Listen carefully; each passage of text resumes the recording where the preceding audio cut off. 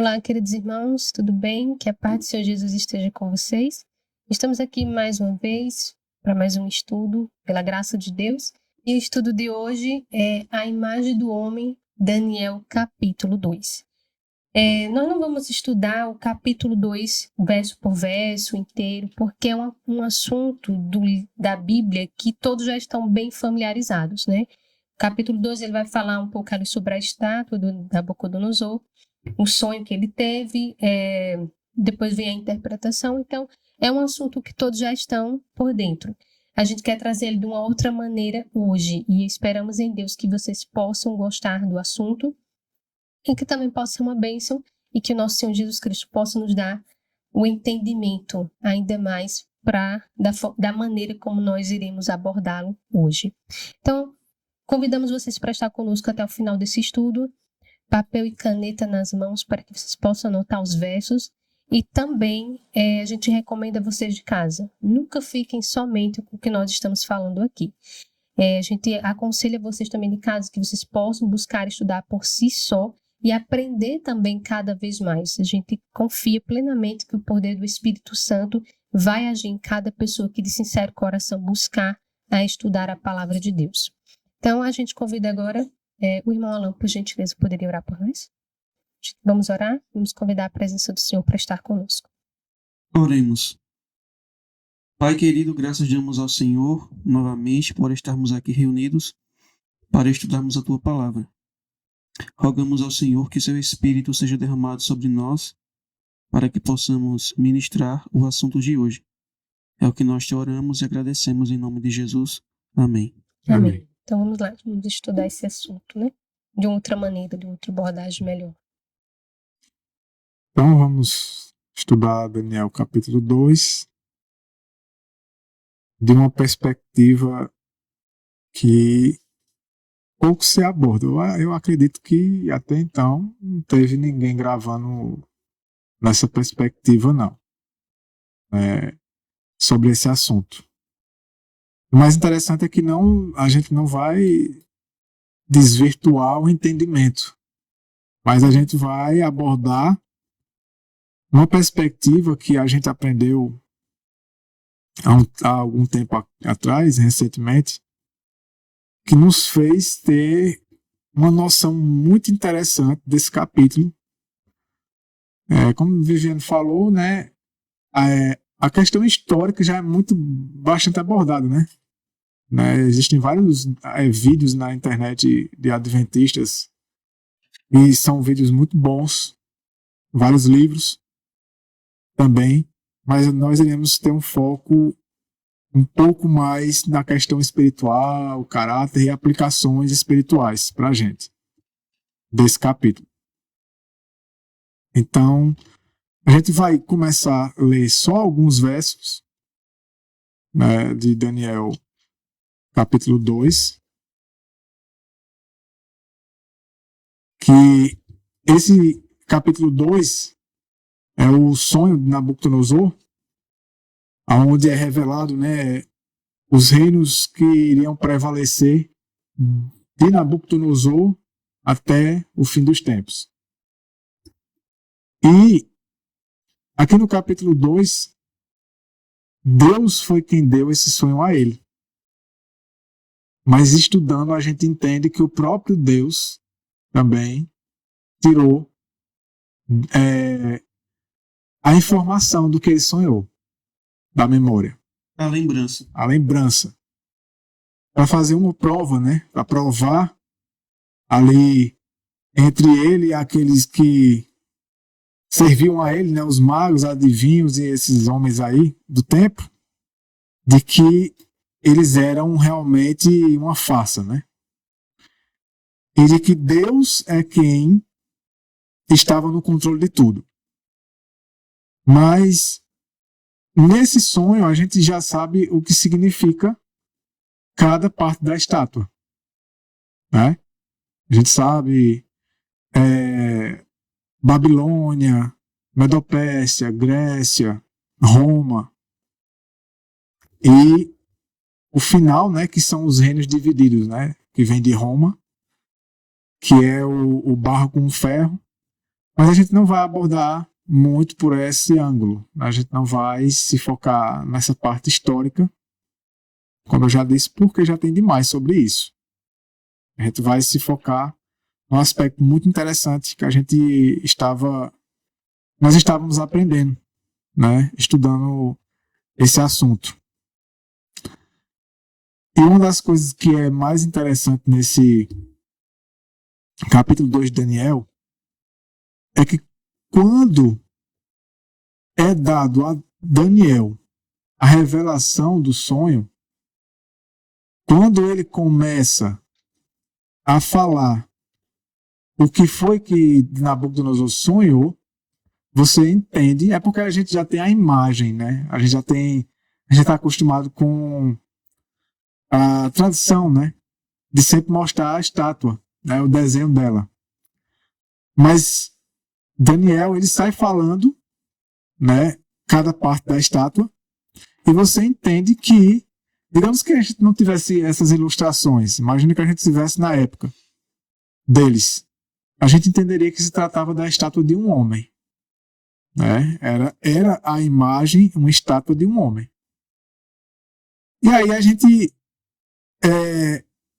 vai abordar essa questão. Por que a estátua de um homem? Por que a imagem de um homem? Por isso que a gente colocou o título A Imagem do Homem. Porque os reinos são retratados com a imagem de um homem, né? Com a imagem de um homem, exatamente. Porque as épocas da história, a partir de Babilônia até o fim, e os reinos que se sucederam ali são retratados a partir da imagem de um homem. É interessante que quando Daniel diz que no sonho uma pedra sem auxílios de mão de homem é lançada nos pés da estátua. Você vê que aquela pedra representa o reino de Cristo. O reino de Cristo não foi representado pela imagem de um homem. Uhum. Foi representado por uma pedra. E nós sabemos que a pedra é símbolo de Cristo, né? A pedra angular. A rocha, né? Agora, por que os reinos terrestres são simbolizados pela imagem de um homem? De um homem. E ele faz questão de dizer que a pedra foi arrancada sem auxílio de mãos humanas. Ou seja, não, é um reino que não teria... Foi algo sobrenatural, né? Sobrenatural e que não teria influência do homem. Isso. Né? O homem não dominaria esse reino, não é dominado pelo homem.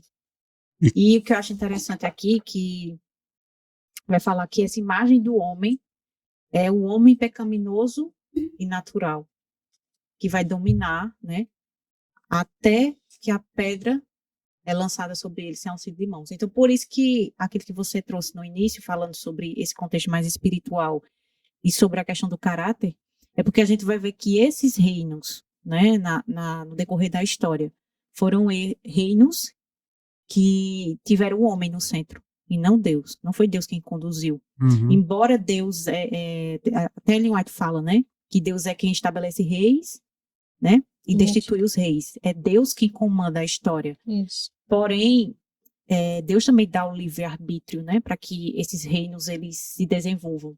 E a gente vê que esses reinos, e a gente vai ver que essa questão da degradação, né, começa com ouro e termina com barro e ferro. A gente vai fazer essa aplicação, a gente vai ver que sempre que o homem, ele tenta, quanto mais influência do homem tiver, pior o reino vai se caracterizar. Porque a gente vê ainda, quando a gente vai estudar mais para frente, Nabucodonosor, que ele tinha ainda traços de caráter, né? E que a gente vê que quando a gente foi estudar o capítulo 4, que ele se converte ali verdadeiramente a Deus. A gente vê aqui ainda na Medopécia, Dario ali, Ciro, homens que ainda escutaram a voz de Deus, mas depois a gente vai ver uns reinos que vão se degradando cada vez mais, até chegar no papado, que é uma apostasia total, né? Que Deus não abre mais espaço para Deus ali. Então, é interessante que cada vez que o homem ele se coloca mais e mais, né, no poder, no lugar de Deus, mais degradado ele fica. E quanto mais degradado fica, mais a aparência do que eles vão regendo, governando, fica com o jeito e o caráter deles, né, da maneira deles, da opinião deles. A gente vê esse contraste também em todo o decorrer. E essa aplicação, assim, como o irmão falou, né, de que a gente ainda não tinha estudado por esse ângulo, a gente vai vendo que a imagem do homem é realmente o homem querendo governar e legislar sobre a consciência das pessoas. Então o homem vai ficando cada vez mais vivo e mais forte. Então é a religião do homem. Por isso que Deus usa essa figura, né, essa representação humana, para mostrar os reinos, né, a Daniel. É muito interessante esse aspecto. E aqui diz que esses reinos aí são resultado do gênio, planejamento e invenção do homem. Então, a estátua, ela simboliza esses reinos, porque esses reinos são resultado do mundo tentando ser governado pelo poder do homem, sabedoria do homem, a educação que o homem criou, né? Desenvolveu, o governo segundo o homem, a visão do homem de vida, né, de como moral. De moral, de moralidade, de como as coisas devem acontecer, né? Tudo tendo o homem como o condutor, O centro, né? Digamos assim, aquele que está ao leme, conduzindo. Ou seja, é como se Deus estivesse mostrando, é esse o resultado, né? Esse é o resultado do homem governar, né? Governando o mundo em vários aspectos, porque a gente não está falando aqui só de Nabucodonosor da vida, de grandes reis, mas em todas as áreas da vida, né? Em todas as áreas da vida, incluindo grandes líderes religiosos e tudo isso, né? A religião também. Tudo por isso que essa estátua, como a irmã já mencionou, ela vai decaindo, né? O ouro é superior à prata, a prata é superior ao bronze, o bronze é superior ao ferro, e o ferro é superior ao barro misturado com ferro, né? O barro misturado com ferro já é uma fragilidade bem maior. Então, ao contrário do que a evolução ensina, né? Que o homem está evoluindo. Deus, através dessa visão aqui, ele mostra que o homem está... O mundo, segundo a visão de vida do homem, é somente ladeira abaixo. Uhum. É decrescente. Né? Eu acho essa questão assim, uma vez na universidade o professor falando assim que porque como hoje mudaram as coisas, graças a Deus, ele dizia até assim, porque antigamente uma mulher que era virgem, se ela desenvolvesse assim um relacionamento antes do casamento, ela era perseguida, e graças a Deus que esse tabu quebrou. Então a gente vai ver assim, daquilo que a leitura que o homem faz, né, do que é você hoje ser melhor como sociedade, a gente vê que é um declínio, uma depravação moral, né? Então quando Deus traz essa ilustração para nos mostrar o que é o resultado do governo humano, e a gente vai cair também na questão que a gente vai ver também, a separação da igreja do Estado. Que a gente vê como o irmão falou, né? Quando o mundo é regido pelo homem, quais os resultados disso? Né? E a gente vê que hoje a gente está colhendo os frutos e vendo uma geração totalmente degradada moralmente. Por quê? Porque instituiu sua própria moral. E a gente vê que isso vai se chocando com a palavra de Deus. E uma degradação, né? Como eu falei, a gente vê na questão, quando fala, por exemplo, da questão educacional. Hoje o Estado ele quer se sobrepor às famílias, na educação dos filhos.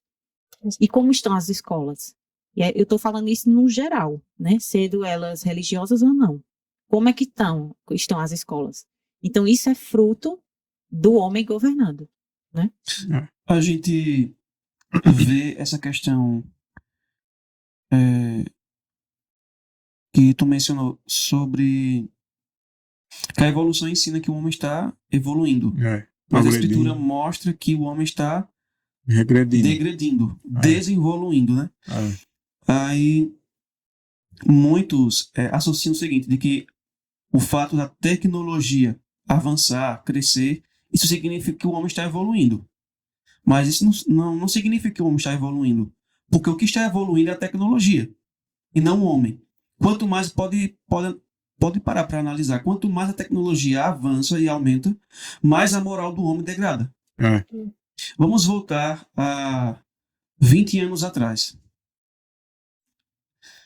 E numa época em que nós não tínhamos acesso a um celular dessa forma. Uhum. Android, Internet capaz, internet, na mão. Praticamente um computador na mão, né? uhum, câmeras e etc. A gente não tinha isso. Aqui eu posso acessar tudo que eu quiser. Relacionado à questão assim, depravação moral. Uhum. Naquela época não havia isso. Era bem mais difícil. Facilidade. Era mais difícil você ter acesso à imoralidade. Isso, Hoje né? não, é tudo mais fácil. Isso é tão certo, tão certeza, que evidência disso é o quanto a pornografia tem aumentado. A pornografia, os divórcios têm aumentado, como é aquela outra? A pedofilia também tem aumentado. Isso é resultado de quê? A contemplação, né? Isso, do tal avanço da tecnologia. Ela tem avançado, realmente.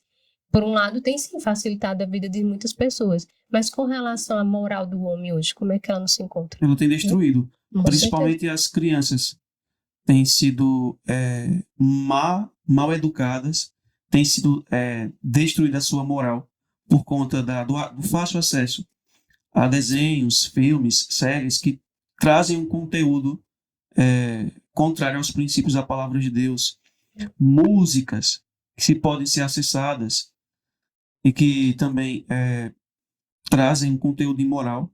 Tudo isso tem degradado o ser humano. Então a tecnologia, por mais que ela avance, por mais que haja benefícios, mas por detrás há malefícios. E isso tem destruído a moral do ser humano. Uhum. Por quê? Porque tem utilizado a tecnologia não para glorificar a Deus, mas para exaltar o homem e glorificar o homem.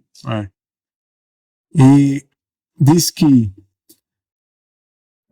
a história humana é apenas uma revelação do coração humano. A imagem degenera, como a gente está conversando aqui.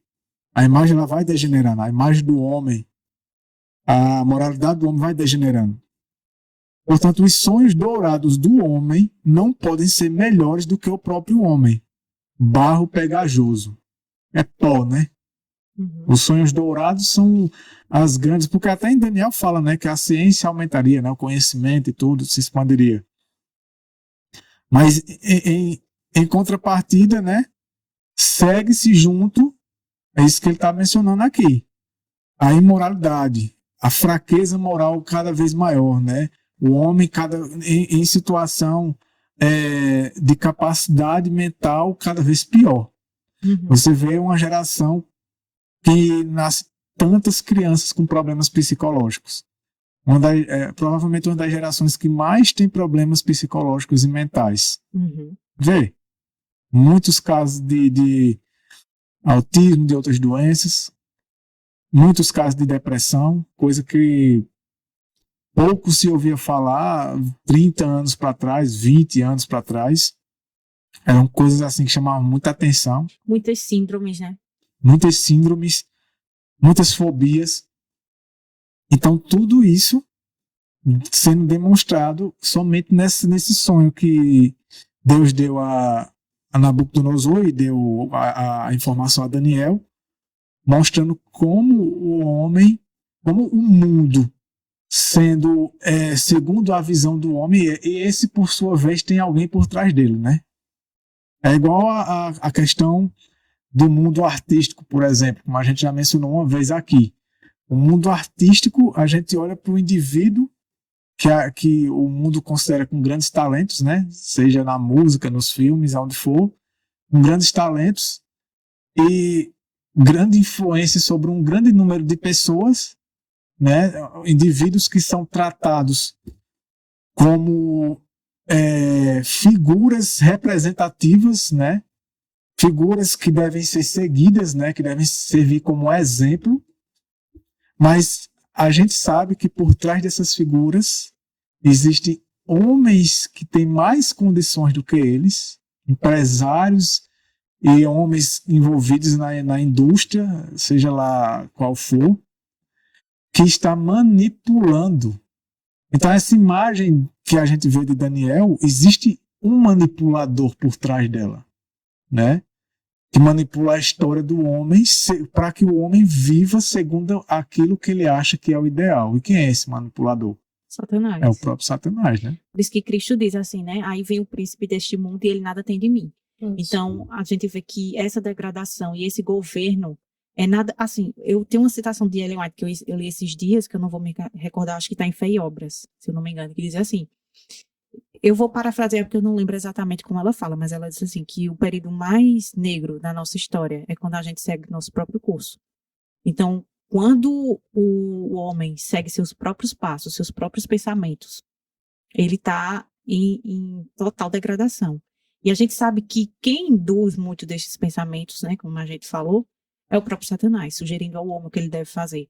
E a gente vai fazer depois, eu não sei se já agora, a comparação com Caim. Né? Quando Caim segue sua própria religião, seu próprio pensamento, sua própria forma de adoração, o que foi que isso resultou? Né? Em assassinato. E a gente vê que isso é o que o homem pode ofertar para as pessoas. Cercear ali a liberdade das pessoas para que sigam aquilo que o homem determina. E a gente vê que isso é um contraste claro com o governo divino. Né? Com aquilo. Quando Deus instituiu uma nação, que foi a nação de Israel, como é que Deus trabalhava com esse povo? Como é que Deus educava esse povo? E a gente vê um contraste com os reinos desse mundo. E o pior é que o povo de Deus pediu um rei. Né? Tinha Deus ali como seu governador, legislador, ministro de todas as áreas, né, que a gente possa imaginar. Deus ali guiando o homem. Mas como é que o ser humano ainda consegue olhar para as outras nações e desejar ser como elas? Porque estava, embora... fizesse parte do seu povo, mas contemplando aquilo que não deveria, né? Desejar reinos cruéis, né? Aqueles reinos ali pagãos que estavam imorais, cruéis. E muitas vezes isso é um alerta para nós, né? Nós como povo de Deus, preferirmos o reino deste mundo do que o reino de Deus. E semana no podcast passado, Alan leu. Eu até tinha postado essas mensagens, textos de Ellen White. São duas citações. Eu vou só falar o que eu estou lembrando aqui. Eu não estou com ela separada aqui. Ela diz que por que em grande medida hoje a igreja está tão fraca espiritualmente? Porque ela tem dependido e olhado para o homem. Para o homem. Então, quando o homem decidiu não querer mais Deus como governador geral, educador, guia, né? Médico. Como mestre, médico, como o legislador, não queria mais as regras de Deus, não queria mais a visão de mundo de Deus, não queria mais serem guiados somente pela palavra de Deus. Então o homem trocou Deus pelo homem, por ele mesmo, pela imaginação dele.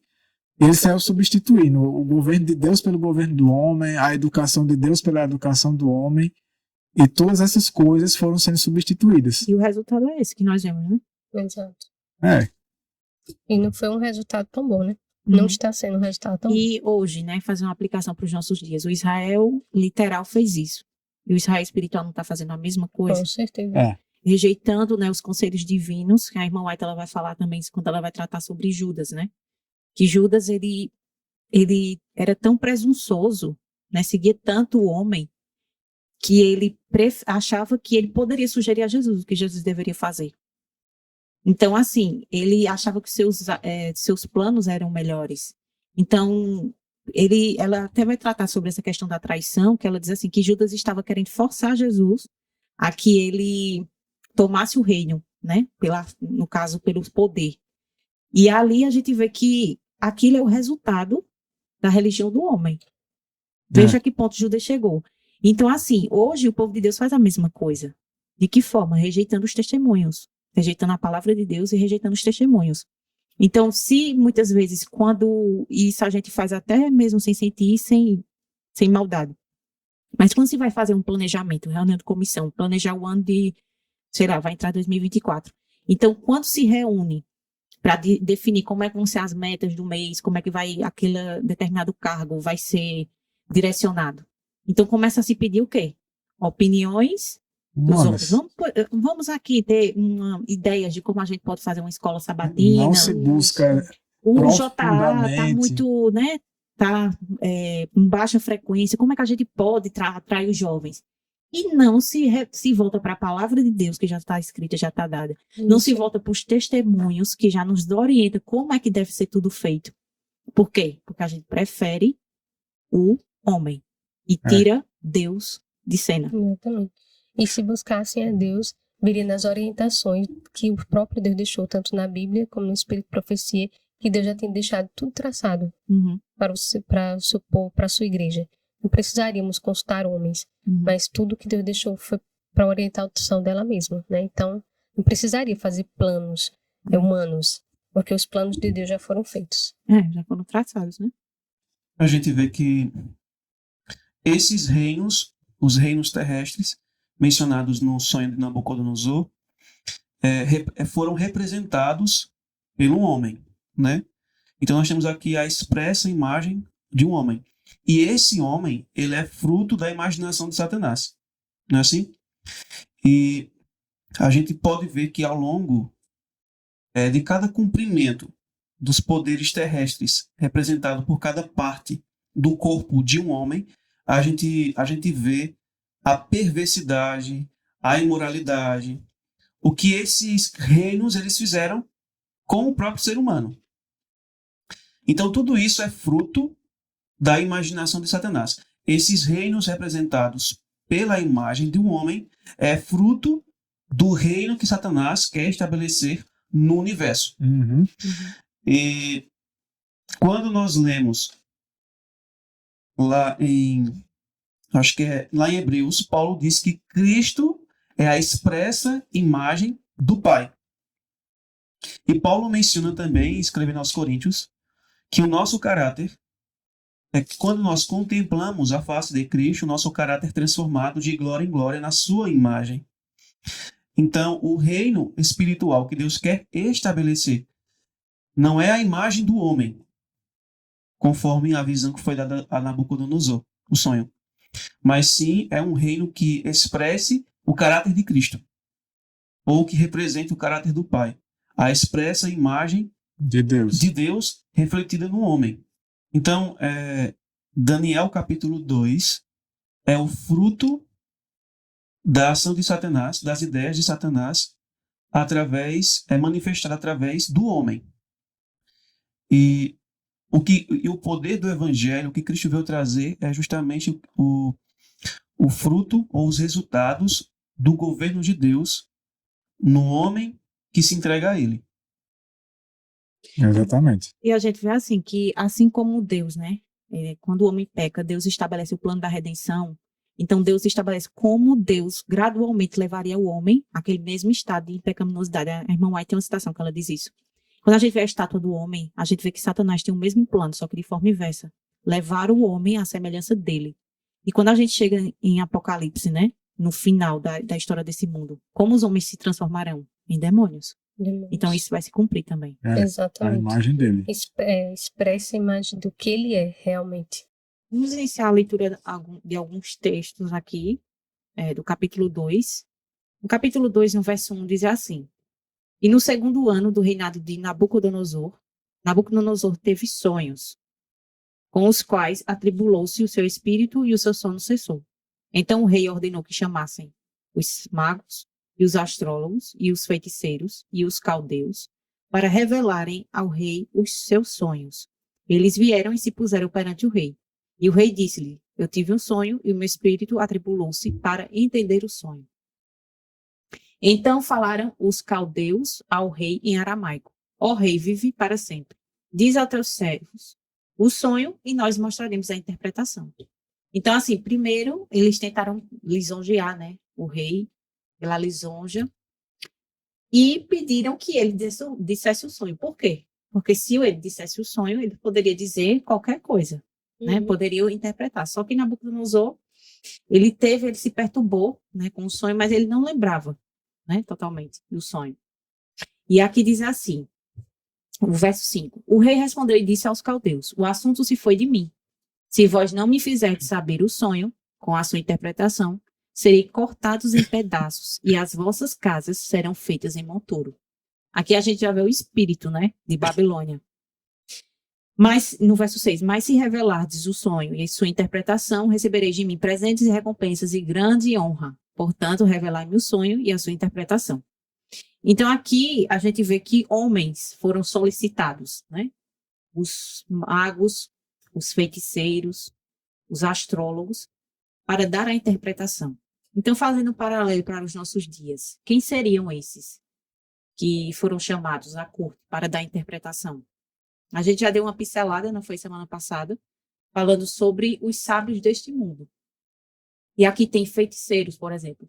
E quando a irmã White vai tratar sobre essa questão, vai trazer fazer comentários, né, sobre Daniel 2, ela vai falar, primeiro, que foi muito no início, assim que os jovens começaram a servir na corte, esse sonho, pouco tempo depois, esse sonho foi dado a Nabucodonosor, e também uma forma daqui de Deus desmascarar, né, a falsa ciência da época. Porque nenhum desses homens, que eram tidos em alta consideração, né? Alto escalão, pelo rei, puderam, né, dar a sua interpretação.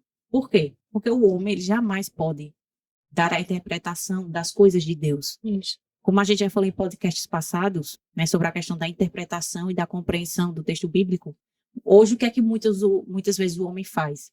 Ele tenta interpretar a palavra de Deus ao seu próprio modo. Mas a interpretação não foi possível ser dada aqui, né? E foi dado a quem? Logo no verso 14 diz assim: então Daniel respondeu com conselho e sabedoria a Arioque, o capitão da guarda do rei, que havia saído para matar os sábios de Babilônia. Então vejam, quando o decreto foi expedido por ele, quem também estava aqui em risco? Daniel e os amigos, né? Eles estavam em risco, porque eles também seriam mortos. Que aqui no verso 11 diz que é uma coisa rara que o rei pede, né? Que não há um ser humano que possa fazer isso. Ele diz assim, essa pessoa não habita com os homens, mas com os deuses, né? É isso que ele fala.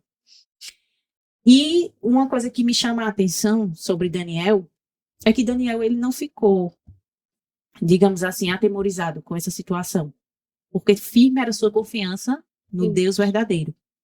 Então, no verso 15, ele diz assim, ele respondeu e disse a Arioque, o capitão do rei: por que o decreto do rei é tão precipitado? Então, Arioque fez o assunto conhecido a Daniel. E no verso 16, ele diz assim: então Daniel entrou e desejou que o rei lhe desse tempo para que ele revelasse ao rei a interpretação.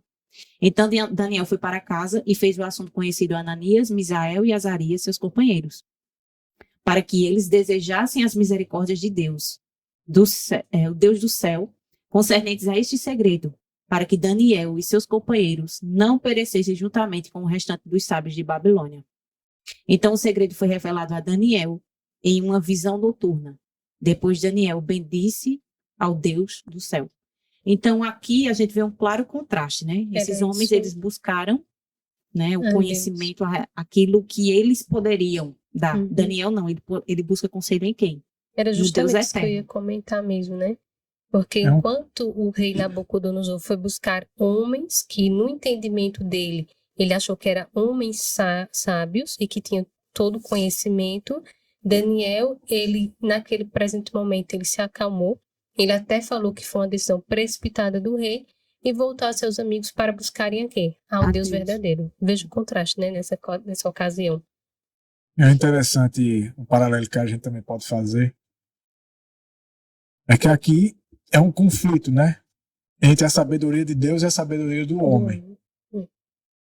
Aqui no livro A História de Daniel, o Profeta, de Stephen Haskell, ele comentando essa parte aí, ele diz assim: o próprio rei era altamente educado, pois foi ele quem examinou os alunos na conclusão do curso deles e garantiu-lhes sua certificação. Babilônia se orgulhava de seu sistema educacional. Nele confiava para sua salvação, mas foi a causa da sua ruína. Se você for parar para pensar, esses magos, feiticeiros, sábios, que são mencionados aqui, eles eram, eu diria que os doutores, os PhDs, Uhum. Os prêmios Nobel do nosso dia. Né? os homens formados, né, da época, na escola de Babilônia. Então, o rei ele foi atrás dos grandes homens, né, formados na escola dele, né, na escola que era, digamos que instituída por eles, né, pelos reis de Babilônia. Mas o que foi que ele encontrou na sabedoria desses homens? Nada. Nada. A Nada. incapacidade. Uhum. Nada. Faz um contraste com hoje. Onde é que hoje os grandes estudiosos têm buscado o entendimento? Nas escolas também, posso dizer, de Babilônia. E quem está No por sistema trás dos educacional de ensinos hoje? Babilônia. Né? Os jesuítas, que automaticamente vem de quem? De Roma. É. Veja todo o contraste. Veja a história voltando, tudo de novo. Não, e outra. O que é que hoje o sistema educacional de Babilônia pode ajudar o povo a entender daquilo que Deus deu, da Nada. revelação de Deus, porque foi Deus quem deu. Foi a Nabucodonosor, nada. E aqui diz assim, ó. Babilônia se orgulhava de seu sistema educacional, nele confiava para sua salvação, mas foi a causa da sua ruína. Aí diz, tua sabedoria, isso é um texto bíblico. Tua sabedoria e teu conhecimento foram a causa do teu afastamento. O próprio Deus diz, porventura, não tornou Deus loucura a sabedoria deste mundo? Então a sabedoria que vem de Babilônia, seja dessa época, seja da Babilônia moderna, ela diante de Deus não tem valor nenhum e é uma loucura. E você vê que quando os homens tentam interpretar a Bíblia, as profecias, ou seja lá o que for da Bíblia, baseado no que eles aprendem nas faculdades, o que é que eles acabam descobrindo do que está escrito na Bíblia? Nada. Não é à toa que tantos e tantos teólogos dizem que o Apocalipse é um livro fechado. Eles não conseguem nem compreender. Não conseguem compreender nem Daniel, nem Apocalipse. Uhum. E quando vão fazer alguma explicação sobre alguma parte da escritura, é distorcida. Porque está totalmente contaminada e influenciada pela educação de Babilônia moderna. Pela visão humana. Isso, eles Ela trazem, expressa a imagem do homem. Exatamente. isso, eles trazem a opinião humana.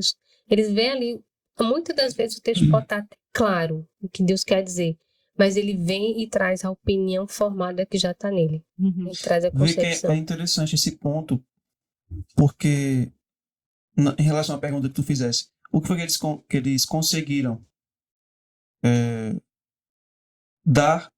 Qual foi a resposta que eles conseguiram dar para Nabucodonosor em relação ao sonho que ele teve? Nada. Olha. Ou seja, mostraram a incapacidade humana em revelar Interpretar, ou a interpretar compreender. o que diz a Escritura, o que diz a palavra de Deus. Mostrou a fraqueza do homem.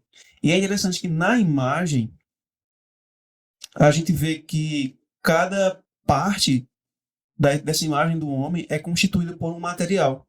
Ouro, já mencionou, né? O ouro, a prata, o bronze, o ferro, que são metais fortes.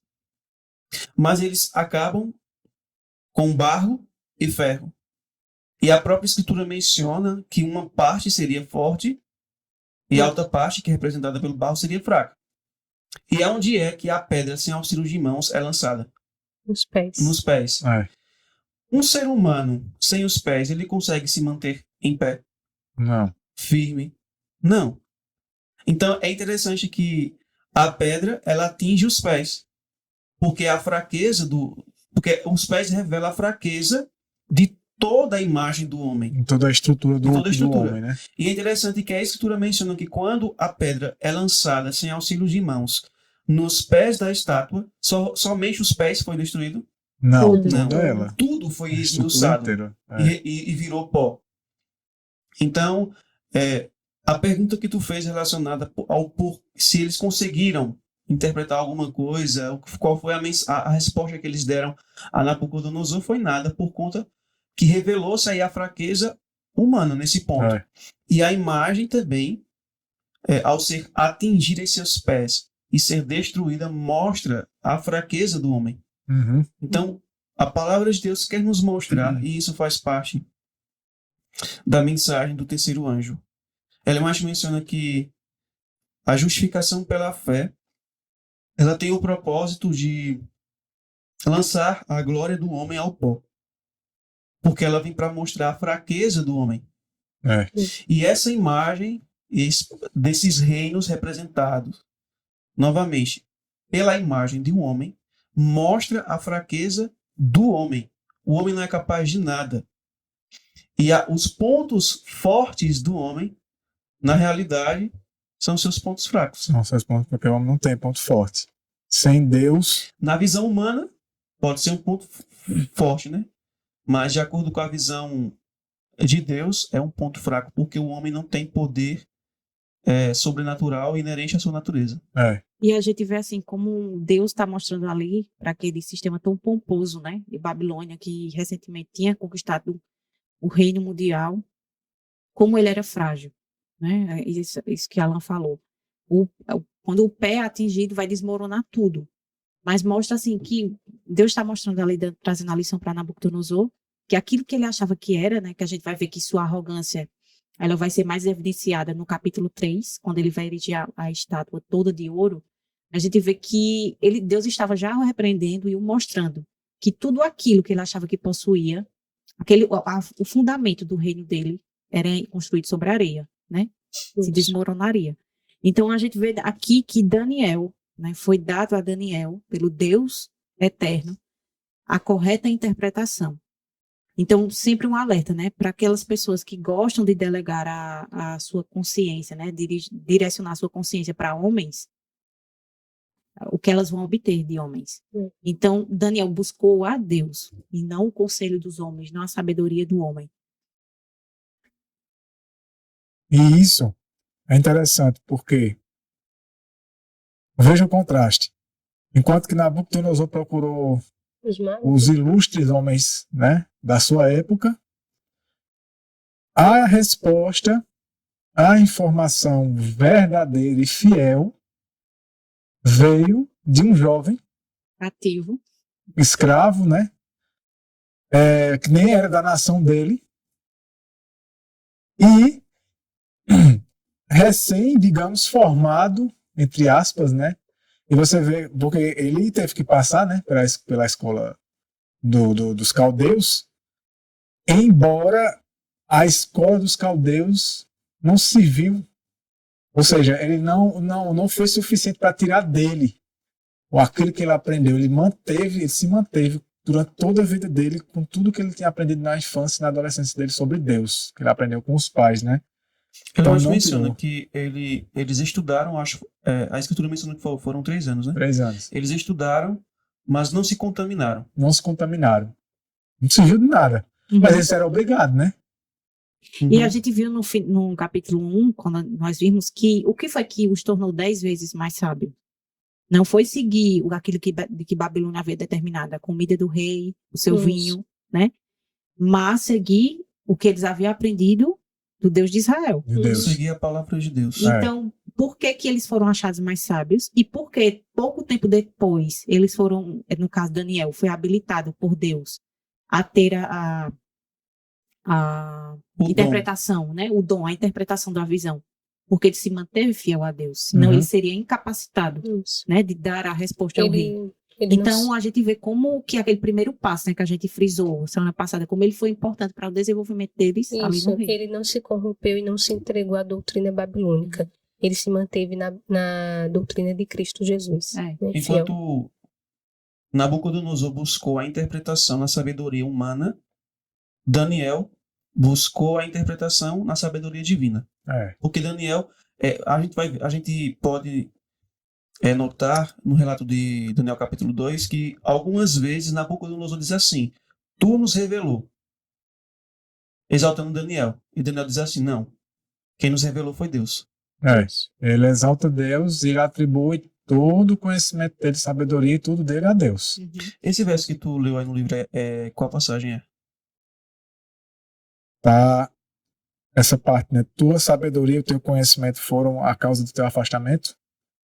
É baseado em 1 Reis 22, do 18 ao 23.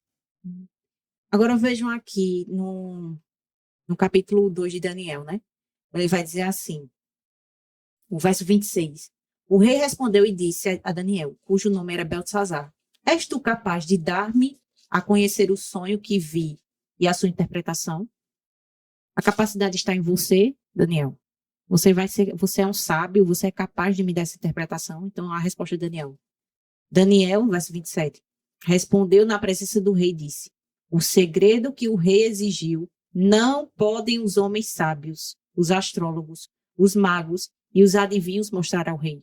Porém, há um Deus no céu que revela segredos e dá a conhecer ao rei Nabucodonosor o que acontecerá nos últimos dias. O teu sonho e as tuas visões da tua cabeça sobre a tua cama são estes. Então, ali ele vai começar. Então, Daniel exalta quem? A Deus. E muitas vezes a gente vê que o homem, ele tenta buscar para ele, né? Aquele conhecimento. E muitas vezes, assim, aquele conhecimento que Deus o ajudou a ter, né? Porque tudo vem de Deus. É quando Davi diz assim, porque tudo vem de ti e das tuas mãos te damos. Então, tudo aquilo que nós somos, né? Assim, as nossas no sentido assim, das nossas capacidades, foi Deus que nos deu. E o homem, ele sempre tenta perverter e chamar a atenção para si. Porém, aqui Daniel exalta o Deus do céu. E isso é uma ressalva também para essa questão que o irmão falou, um recém-formado, um jovem, um cativo. E muitas vezes, dentro até do meio cristão, não se faz essa inversão de valores, se delega o conhecimento apenas aos doutores. Então, você que é um servo, um leigo, você não pode falar sobre determinado assunto, porque você não foi ensinado na escola, né, dos profetas modernos. Então, isso também Deus usou um jovem, né, para abater o orgulho daqueles homens. Então, aqui, Daniel, ele vai começar, né, agora a dar a interpretação. E ele foi usado por Deus porque Deus sabia que ele iria exaltar Deus e não a ele mesmo. Não a ele mesmo. E os homens hoje, muitas vezes você vê, de uns tempos para cá, principalmente depois do YouTube, né, principalmente, você vê muitos homens aí, né, religiosos, líderes religiosos, não só em programas de debate, né, aí vai lá, 2 pastores, cada um de uma igreja, né, de uma denominação, aí tem um tema, aí o apresentador fica lá fazendo perguntas a um e a outro, e aí você nota. Eu parei de assistir essas coisas faz muito tempo, mas durante alguns anos eu assisti esses programas assim, de debates. E você nota que a sabedoria que é expressa ali é o que eles aprenderam com os cursos e escola e faculdade de teologia. Não, eles mal abrem a Bíblia, né? Usa-se quase nada, e quando se usa a Bíblia você vê que é uma distorção total. E exaltando-se, né? Exaltando o homem. A sabedoria do homem. A sabedoria a capacidade do que ele homem. tem de interpretar. A teologia, né? Como se a teologia ela fosse acima da palavra de Deus, né? E você vê que de uns tempos mais para cá, recente, agora, esses grandes homens agora estão participando desses podcasts de internet e tudo, né? E quando você vê qualquer pedacinho de entrevista com eles, nesses podcasts, que são, na maioria, mundanos, aí as pessoas dizem assim, não, mas ele, olha lá, ó, tá honrando a Deus, né? Uma oportunidade. É uma oportunidade, tá levando o evangelho. Mas quando você vai analisar mesmo, você vai olhar, você não precisa nem assistir tudo, mas você vê que fala-se mais de si, do seu conhecimento, da sua experiência, do que aprendeu, das suas conquistas, do que, de fato, a palavra de Deus. Porque sabe que a palavra de Deus vai ofender. E a palavra de Deus, muitas vezes, na maioria das vezes, ela nunca é aberta. Nunca é aberta. Ela só é mencionada. E aí os homens desses podcasts ou desses programas ficam tudo fascinados, né? Não, aí quando vai apresentar a verdade. Não, quando vai apresentar o indivíduo que está sendo convidado, se for esses programas de debate, fulano PhD nisso, formado naquilo, formado nisso, sai dizendo um monte de coisa, né? O histórico dele. Como é o histórico, Acadêmico, histórico o acadêmico. currículo dele, né? E do outro também, quando vai para o podcast também da mesma coisa, né? Hoje estamos aqui com essa figura que é extremamente sábio, muito inteligente, formado nisso, naquilo, já fez isso e tal e tal. Então é uma exaltação do homem, né? Então, esses sábios aqui de Babilônia, a gente for fazer uma aplicação, não é só para os sábios Os gentios, né? ateus, né, mundanos, cientistas, filósofos por aí, mas muitos deles também Os sábios da se religião. aplica aos sábios religiosos, né, aos líderes religiosos, e não só católicos, né, mas protestantes também. Que, como aqui diz assim, ó, mas Deus escolhe as coisas fracas deste mundo para confundir as fortes, porque a loucura de Deus é mais sábia do que as dos homens. E a gente vê que Deus tem levantado indivíduos que, aos olhos desses homens, desses doutores, teólogos e tudo mais, é loucura você dar ouvidos, né? Recentemente, Deus usou, a gente pôde ver, um rapaz novo, para trazer verdades assim impactantes, coisas que homens aí com seus 30, 40 anos de igreja, de teologia, disso tudo, nunca falou um tio, nem um jota dessas verdades. Pelo contrário, né? Ou fala contra ou distorce. E a gente tem visto Deus usando homens de pouca formação ou de nenhuma formação nas escolas e na Universidade de Babilônia, mas que, assim como Daniel, eles exaltam o poder de Deus, né? E a gente entende que quando diz aqui que a loucura de Deus é mais sábia do que a dos homens, é até Paulo quem fala isso, né? Uhum. Por que diz a loucura de Deus? Você já parou para pensar nisso? Porque Como para assim, os loucura homens, de Deus? Porque para os homens sábios desse mundo, os que possuem a educação babilônica, ou a educação de Satanás, para eles, o que a palavra de Deus nos ensina é loucura. Paulo fala que a mente natural, o homem natural, não aceita as coisas do Espírito de Deus porque eles são loucura. E eles não falam de maneira aberta, né? Você nunca vai ver um teólogo dizendo isso aqui é loucura, né? Mas quando vai um indivíduo que, para ele, é um João Ninguém, no modo de falar, né, simbolicamente falando, usando essa expressão, ele vai dizer isso é loucura dar ouvidos a uma pessoa dessa. É nesse momento que eles se posicionam, né? É loucura. Ao leigo ali que Cristo está levantando, que Deus está levantando para levar a mensagem verdadeira. E um detalhe, um paralelo bem interessante. Enquanto que esses que são considerados loucura, a loucura de Deus, né, diante desses grandes homens, trazem de fato o que o Deus do céu revelou, esses outros homens ainda fazem como fizeram esses magos, feiticeiros e sábios aqui. Eles arrudeiam e ainda dizem assim: mas você já viu alguém que vive assim?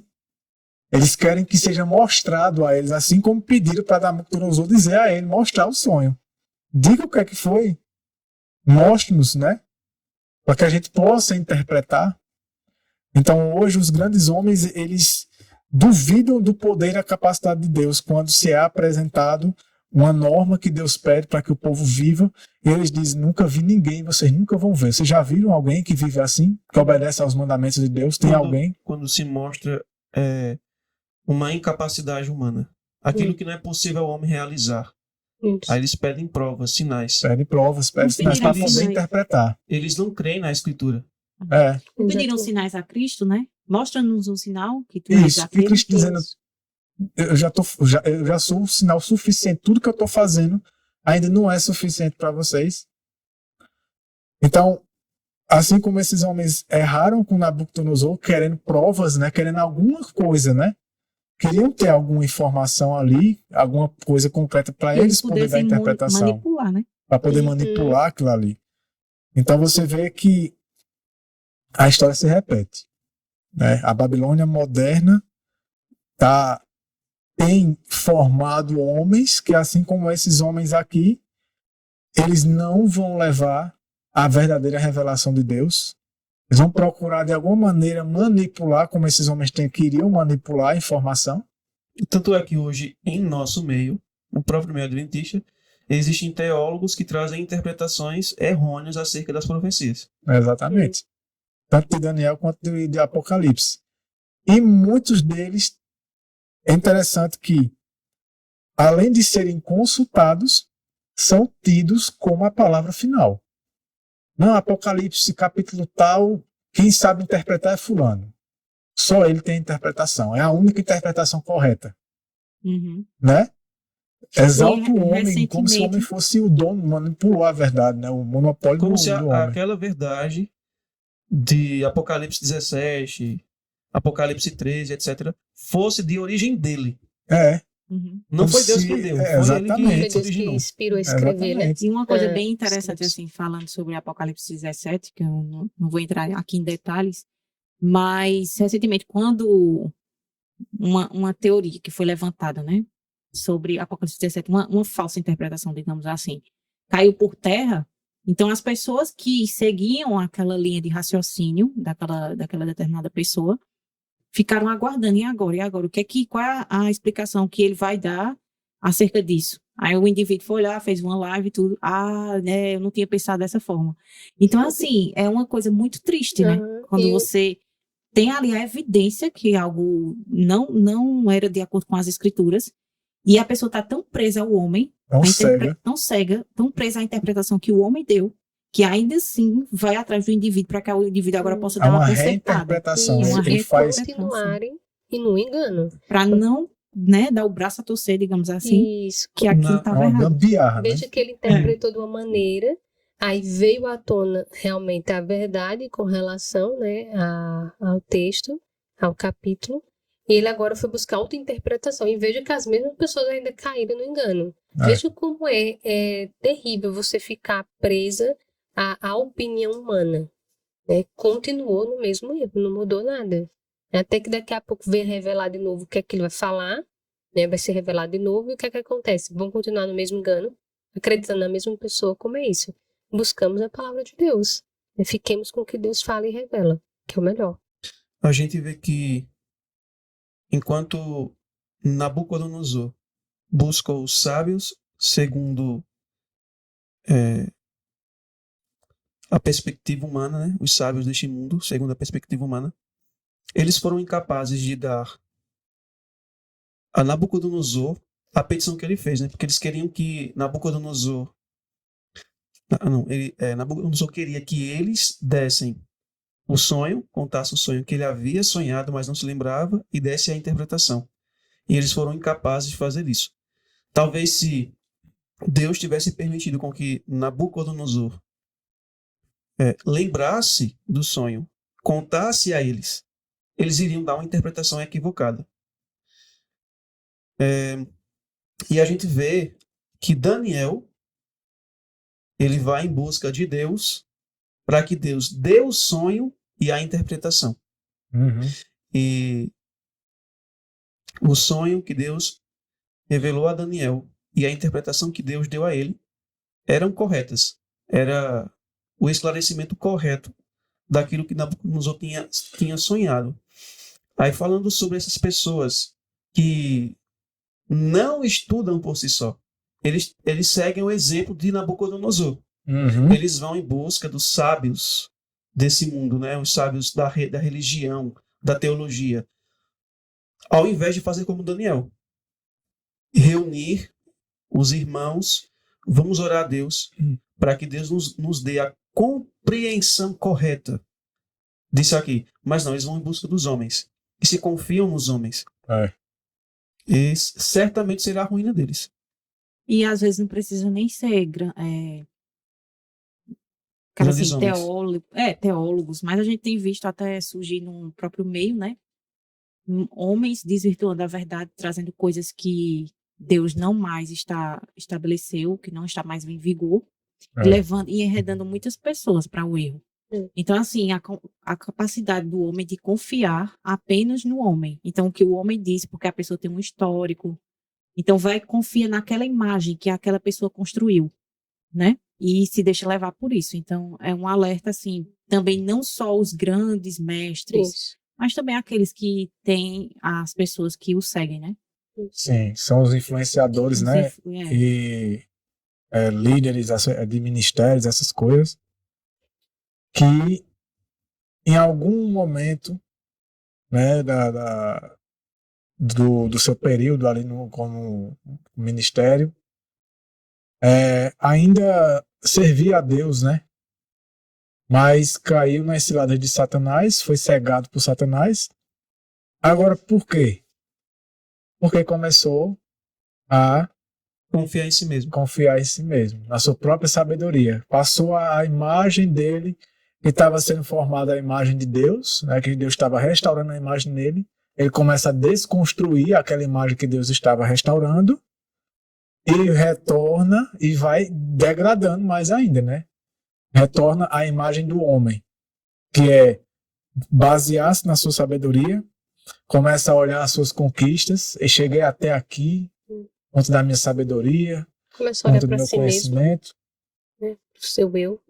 Ver homens exaltando ele, porque uma coisa que a gente comentou logo no começo desse estudo, desse vídeo, é que o homem, ele vai se exaltando, mas a gente não pode esquecer que o homem, ele se exalta porque também tem quem exalte, né?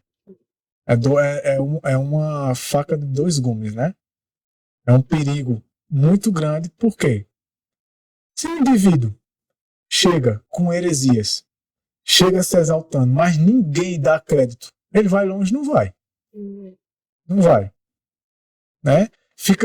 O problema fica para ele mesmo. O problema fica nele mesmo. Mas o problema é quando ele consegue cativar outros, né? Consegue atrair outros, ter seguidores, fazer discípulos, e aí a coisa desbanca, porque esses outros um efeito Dominó, né? dominó. Um influencia dois influenciam quatro influenciam 8 e por aí vai. E aí o estrago está feito. A gente vê no meio assim daqueles que creem na verdade presente, porque muito se é falado sobre aqueles irmãos da nossa igreja que não buscam estudar a escritura por si só, não buscam compreender qual é a verdade de Deus para esse tempo, para que ele possa se submeter à palavra de Deus. Aí eles criticam muito isso, só que eles fazem a mesma coisa. Uhum. Ficam buscando líderes, pessoas de influência, pessoa a quem Deus usa ou já usou, né? mas que está se desvirtuando do caminho. Eles continuam cegamente seguindo aquela pessoa. Eles só trocam 8 por 80. Uhum. Eles continuam fazendo aquilo que eles criticam. Por isso que Paulo fala assim, lá em Romanos, no capítulo 2, ele diz assim: vocês judeus, condenam os gentios por adulterarem enquanto vocês adulteram. Então, eles falam mal dos irmãos de nossa igreja, que não buscam por si só compreender o que a Escritura diz, mas confia nos homens, confia nos pastores, confia nos teólogos, confia na sabedoria humana, e eles fazem a mesma coisa. Eles fazem a mesma coisa. Fazem mestres para si mesmo, né? Jeremias 17,5 diz assim: assim diz o Senhor, amaldiçoado seja o homem que confia no homem. Parece que eles ainda não entenderam que nós não temos que confiar nem em nós mesmos, nem no que os outros dizem. É. Nós temos que examinar por nós mesmos se aquilo que está sendo dito é um claro, assim diz o Senhor. Veja que nós estamos tratando sobre um assunto, mostrando por que a imagem de um homem foi utilizado no capítulo 2 de Daniel para representar os poderes terrestres. Mas quem vai nos assistir tem que abrir a Escritura e examinar por si só para ver se aquilo que nós estamos falando está de acordo com a Escritura. Exato. Porque se eles ficarem crendo somente no que nós falamos, eles são pessoas amaldiçoadas. Porque o texto diz que maldito seja o homem que confia no outro homem, que faz da carne a sua força e cujo coração afasta-se do Senhor. Então nós não temos nem que confiar no que os outros dizem e nem confiar em nosso próprio entendimento. Porque o sábio Salomão diz assim, confia no Senhor de todo o teu coração e não te apoies em teu próprio entendimento. Então, nunca confie em si mesmo. Nunca confie em suas ideias e interpretações humanas. Busque examinar por si só o que Deus diz e siga um claro, assim diz o Senhor. Então, assim, falando sobre até a questão de Salomão, né, usando ele como exemplo, porque quando ele era sábio, quando ele seguia esse próprio conselho, né, quando ele confiava em Deus, mas quando foi que ele começou a decair, se degradar? Quando passou a confiar em si mesmo. Exato. Não é à toa que na Bíblia, em nenhuma passagem, Cristo ele revela assim, confie em tal pessoa. Ele não escreve isso. Ele faz o quê? Examinar as escrituras. E em outra passagem ele fala o quê? Como examinar as escrituras? Um pouco aqui e um pouco ali. Né? Em outra passagem ele diz assim, que o povo de Deus, o remanescente de Deus, ele vai ter o quê? Eles vão acreditar o quê? Nos mandamentos de Deus e na fé de Jesus. Em outra passagem, em Apocalipse também 19, fala o quê? Que a fé de Jesus é o quê? O espírito de profecia. Então, em nenhum momento Deus direciona para que a gente vai buscar o conhecimento no homem, mas unicamente na palavra dele e nos escritos que ele deixou para nosso destino, para podermos guiar o caminho que ele traçou para cada um de nós. E ele já deixa claro esses versos que o irmão acabou de mencionar, para que nós não viemos a nos basear em homens, mas na palavra pura e verdadeira que vem dele. Isso não significa também que a gente não pode consultar, não pode tomar um conselho, alguma coisa, não pode ler um livro de algum autor. Eu mesmo estou lendo aqui, né, alguns trechos de um livro do Stephen Haskell. Mas a pessoa não pode colocar isso aqui, a confiança total, e tornar isso aqui a palavra final, né? A gente tem que, e ainda por cima, a gente tem que buscar os que são mais coerentes possível com a verdade, né? O livro dele tem que passar pelo crivo, que é a Bíblia, né? Ele tem que ser aprovado dessa forma. Então, ele só pode servir de base para o nosso estudo se ele estiver de acordo com as Escrituras. Então, se estiver de acordo, bem então embasado. Ele foi direcionado por Deus. Só que hoje é feito ao contrário. A Bíblia que tem que passar pelo crivo dos teólogos. O que estão fazendo é isso. A Bíblia tem que ser passada pelo crivo dos teólogos. O espírito de profecia tem que ser passado pelo crivo dos teólogos. Eles estão fazendo inversão. Por quê? Porque eles estão confiando no homem. Isso é a representação da imagem do homem. É exaltar o poder, a sabedoria e a inteligência do homem. Então eles vão substituir a palavra de Deus. Cristo fala assim, em Marcos capítulo 7 e Mateus capítulo 15. Este povo honra-me com os seus lábios, mas o seu coração está longe de mim. E em vão me adoram, ensinando doutrinas de homens, em lugar da palavra de Deus. Aí Cristo, ele repreende os fariseus e escribas, nesses 2 capítulos que eu mencionei, porque eles estavam fazendo isso. Eles estavam colocando a vontade humana, a teologia humana, as ideias humanas, a sabedoria humana, em lugar da palavra e sabedoria de Deus. Porque eles estavam confiando em si mesmos. Então eles têm que substituir a palavra de Deus pela tradição humana. E é justamente isso que está acontecendo. Sempre quando o homem ele busca seguir o seu próprio coração, seguir a sua própria sabedoria, seguir o que outros homens dizem, eles serão pessoas amaldiçoadas, como diz o profeta Jeremias. Por quê? Porque eles vão seguir a sabedoria humana em lugar de seguir a palavra de Deus. E a palavra de Deus, quem o segue, será abençoado. Mas quem não segue, vai ser amaldiçoado. E engraçado assim, né, que quando se vai falar sobre a classe dos fariseus, sempre se aplica a pessoas, que até a gente estava conversando um dia, sempre se aplica a pessoas mais assim, conservadoras, então esse aí é um fariseu que quer ser legalista e tal. Mas quando a gente vai ver a classe mais liberal, digamos assim, ela também tem um comportamento farisaico, que é o quê?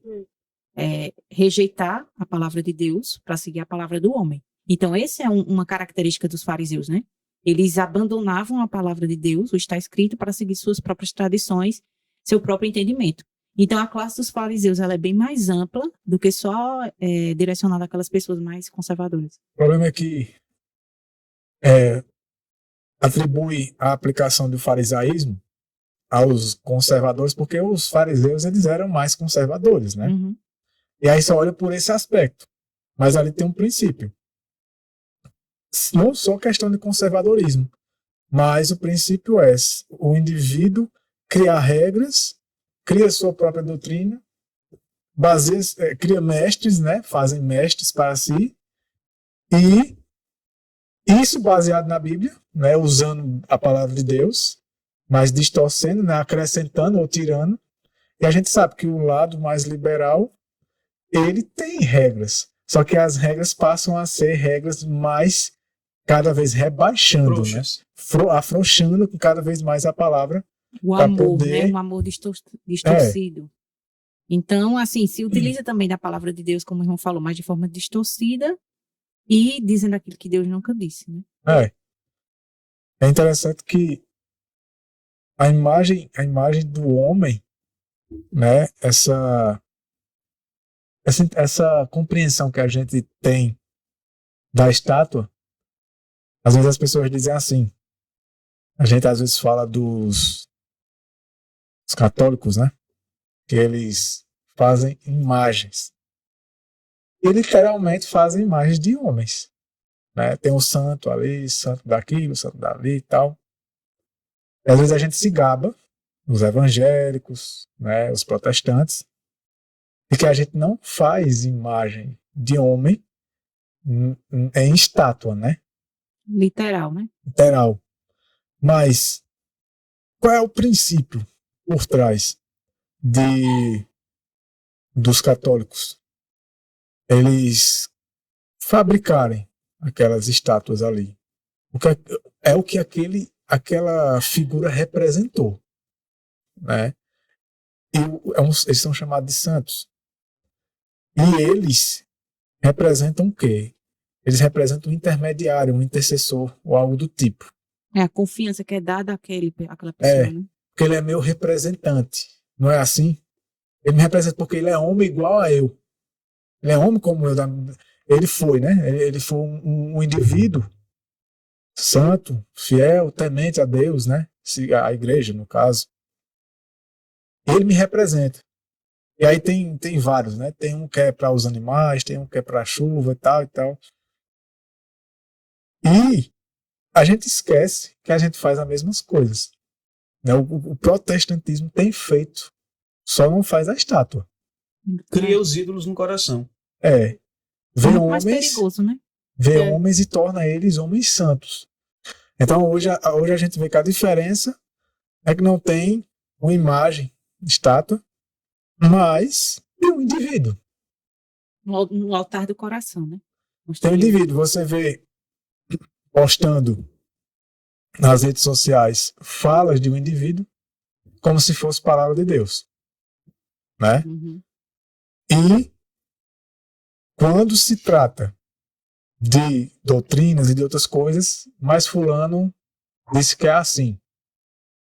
Eu confio no que fulano fala. Ele estudou para isso, né? É o trabalho dele, é aprender isso. Eu lembro até uma vez que entre o nosso meio, né, que um indivíduo disse assim, não, mas fulano ele é especialista nesse assunto. Ele se formou e ele foi colocado num cargo para estudar só esse assunto. Então, você quer dizer que ele não entende do assunto? A última palavra é a dele. A última palavra é a dele, porque ele só estuda isso, né? Às vezes, principalmente quando é os assuntos mais polêmicos, né? No modo de falar. Então, aonde é que eu estou querendo chegar em toda essa conversa? É que nós, às vezes, não temos a estátua, né? Como protestante, a gente se orgulha que a gente não adora imagens, mas nós adoramos a imagem do homem do mesmo jeito. Nós fazemos santos, Dos homens, ídolos. inclusive com o mesmo princípio dos católicos. O mesmo princípio. Ele é meu representante. E aí Deus deu ao homem um homem Pra ser modelo. modelo, né? Deus já sabia dessa inclinação, desse problema que o homem teria, de sempre querer seguir alguém da sua carne, alguém parecido, né? Que entende você, que é próximo de você, e das suas dores, das suas lutas e tudo. E aí Deus deu um homem, um único homem modelo. Mas o que é que fazem? Cristo. Ah, sim, Cristo foi como um de nós, né? Mas aí, Eu já sei onde é que o irmão vai falar. o que é que eles fazem? Eles aceitam isso, Não. Eles criam uma teologia em cima disso. justamente. E Inclusive fazendo o possível para não torná-lo homem, né? Tratando somente ele como Deus. uhum. Então veja que distorção, né? Deus deu um modelo, como o irmão falou. Cristo veio como nós, né? E ali o modelo perfeito de Deus. E o que é que os homens fazem? Então, tem uma parte aqui que eu achei bem interessante que diz assim, falando sobre essa questão, né? O homem, quando vai explicar Cristo, né? Ele diz assim, Qual página? página 10. Eu achei bem interessante essa questão, é quando o homem ele realmente faz o que esses sábios queriam fazer, né? A interpretação. Então, veio. Falando sobre a questão do papado, né? Que é o sistema pleno do homem no centro ali. Diz assim, quando a erudição e teologia humana tentaram explicar o mistério da encarnação e da impecabilidade de Jesus, o resultado foi a doutrina católica da Imaculada Concepção de Maria. Quando a razão natural tentou explicar como um cristão imaturo, que não havia alcançado um estado de impecabilidade, poderia entrar no céu, surgiu o ensinamento do purgatório. O papado resultou de uma substituição gradual, quase imperceptível, do ensino humano pela revelação divina. Então, quando Deus entrega seu filho para morrer por cada um de nós, e Cristo veio, né, com a nossa natureza, aí o homem vai tentar explicar isso. Uhum. Algo que é divino. O que eles tentaram fazer aqui? E aí, com os olhos humanos, não, peraí, no momento da concepção, ele foi ali, e Maria, no momento da concepção de Maria, na verdade, né, ela foi ali isolada da sua natureza pecaminosa, e também por isso que Cristo veio com a natureza, né, de Adão, antes da queda. Então, toda a distorção que é feita, porque o homem escolheu o quê? Da sua própria interpretação, né? E, infelizmente, como o irmão falou, né? A gente pode muitas vezes não se prostrar diante de uma imagem, mas a gente tem bebido o vinho de Babilônia e tem criado esses homens que levam que conhecimento? Esse conhecimento saiu de onde? Do papado, né? Nos orgulhamos de ser protestantes, separados, mas será que estamos separados mesmo? Ou estamos unidos? Né? Realmente. E ainda por cima mantendo a imagem do homem, não querendo a imagem de Deus. Porque a imagem em si é o caráter, né? É o caráter. E a gente faz de tudo para se esquivar dessa realidade. Porque é tão elevado, e como a gente tem se afastado do poder de Deus, da capacidade de Deus, como isso tem sido cada vez mais omitido, né? Omitido cada vez mais. Na realidade, ainda se fala do poder de Deus, né? Mas geralmente Deus criou o mundo no criacionismo. Mas esse criacionismo não atinge o coração humano. Deus é capaz de criar tudo que existe do Tudo que nada, você mas meu viu na coração, sua vida, Uhum. mas um novo coração, ele não um é caráter capaz. novo, Isso. um novo homem, uma nova criatura. Não. Isso. É exaltado Deus Criador, mas não é exaltado Deus Redentor. Exatamente. Muitos até querem o modelo Jesus, mas na maneira o quê? Humana.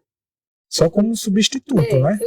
Sim, eu aceito o modelo Jesus, mas quando vai ver as práticas humanas, né? É porque é nessa questão que ele falou, da questão de ser um substituto. Porque só Deus poderia, né, pagar o preço do pecado. Uhum. Então, isso aí eu aceito, né? Porque foi Pronto. Cristo que fez.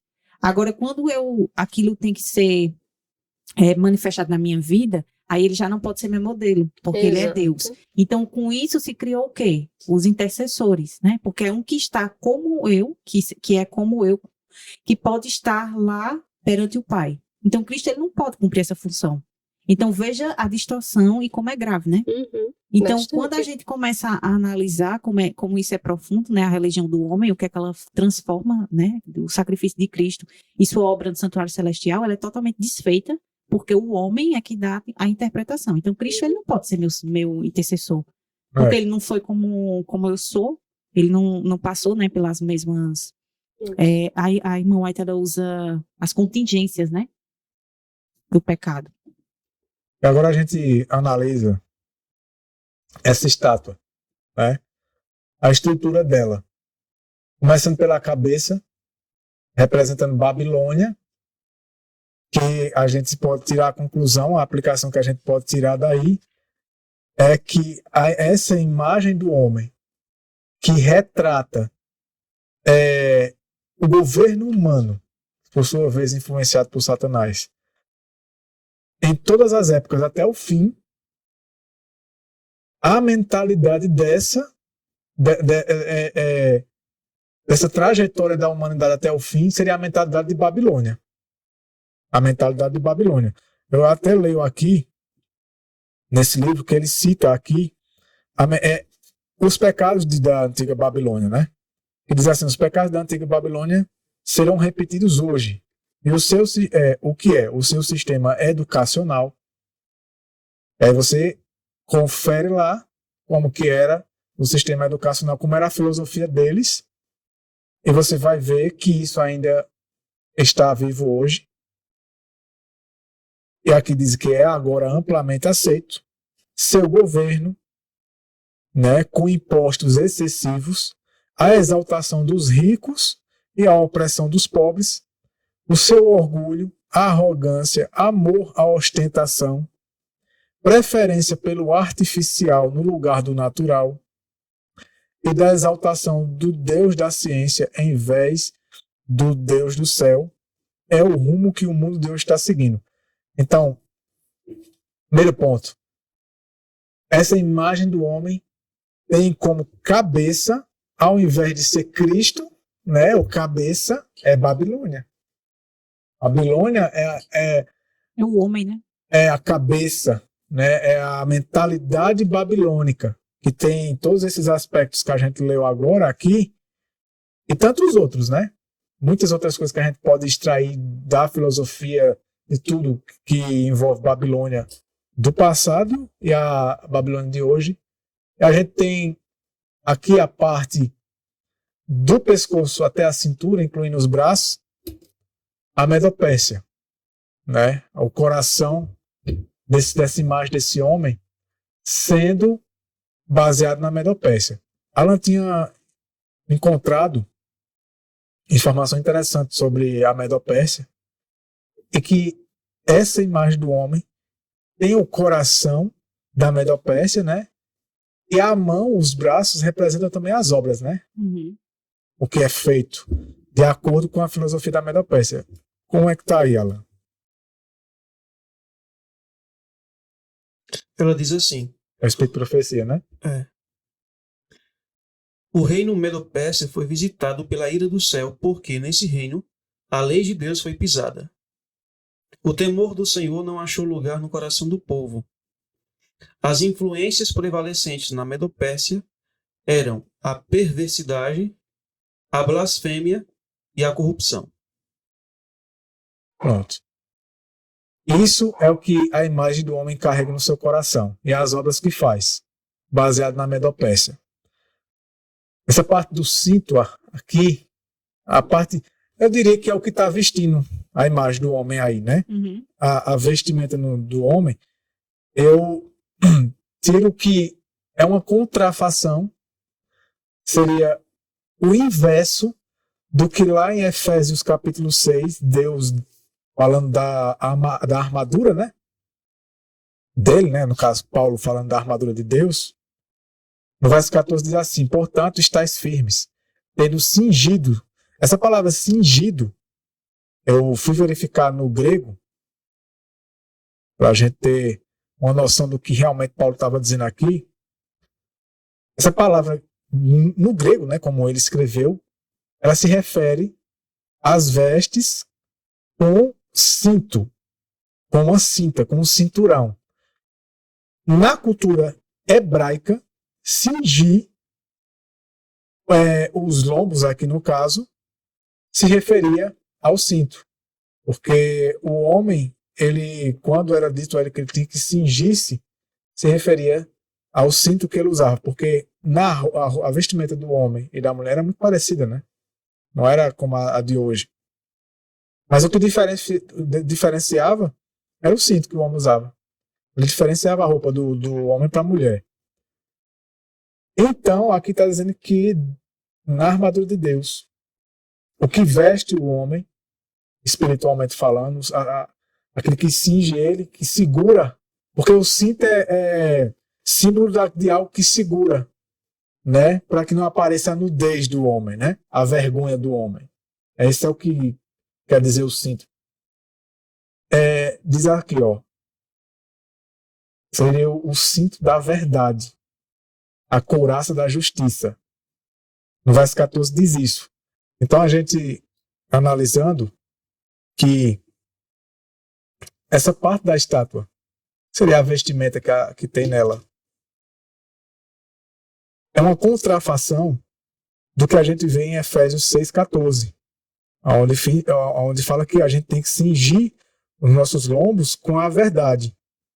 Enquanto que a armadura de Deus diz que devemos nos revestir da verdade, né? E vestido com a couraça da justiça, com a justiça de Cristo.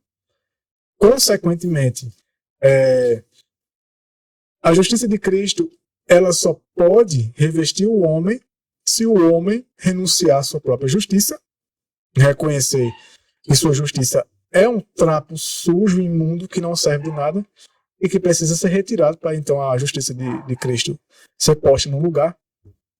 A imagem do homem, aquilo que o homem ele carrega, representado aqui, representando na estátua Grécia, é a filosofia grega. Ao invés da verdade de Deus, ao invés da justiça de Deus, aqui essa estátua é cingido com a filosofia cingida com a filosofia grega. Porque a Grécia ela era forte com a filosofia, os filósofos gregos e a educação grega, né? E as pernas, a gente sabe que a maior parte da perna é o ferro.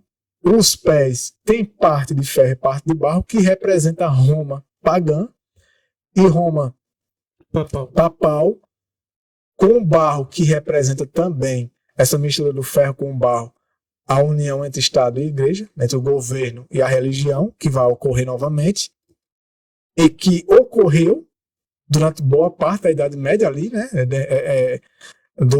da supremacia papal.